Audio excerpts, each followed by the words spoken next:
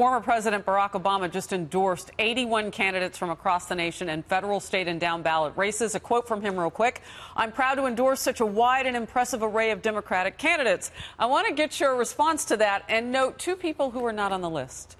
Senator Dianne Feinstein of California and the booming and blooming Democratic socialist Alexandria Ocasio-Cortez. Your thoughts? There's a lot of people not on the list. In fact, I think this list is more interesting for the omissions than for the people that he put on it. I mean, almost every major Senate candidate across the country is not on this list. He's missing a lot of key House races, even in House races where Hillary Clinton won. So I think we look at 2016 and we recognize it was a repudiation of Barack Obama. We had a stagnant economy. We had a country that was failing. And I don't think a lot of candidates want his endorsement. And it's interesting to see how many of them are not on his list that are in contested races across this country. You know, Ronna, it's interesting because we were just previously talking about what President Trump brings to the campaign trail. And sometimes presidents get involved and sometimes they don't. But a former president like Barack Obama, what does he offer a Democrat Party that, and maybe that's why Alexandria Cortez, professed Democratic socialist, is not on this list, when the base is splitting? Yeah, I mean, it's a divided party right now. They're going further and further left.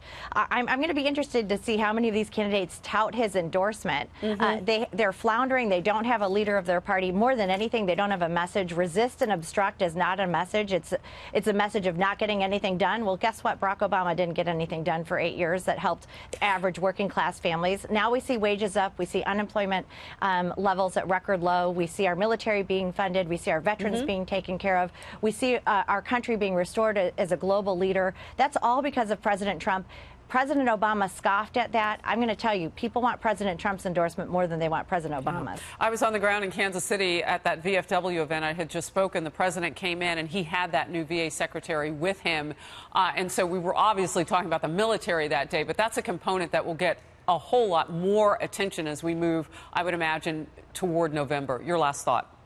Absolutely. I mean, our president supports our military, and not only does he say it, he's shown it through his actions with military raises, with funding our military, and he cares about our veterans. And we've seen such great legislation come out of this Congress and with this president. We need to support our military men and women, and I know you care about that deeply, Harris. Yeah, absolutely. That's an on-the-ground issue with military bases all over America, too. Ronna McDaniel, thank you very much. Great to see you today. Thanks for having me.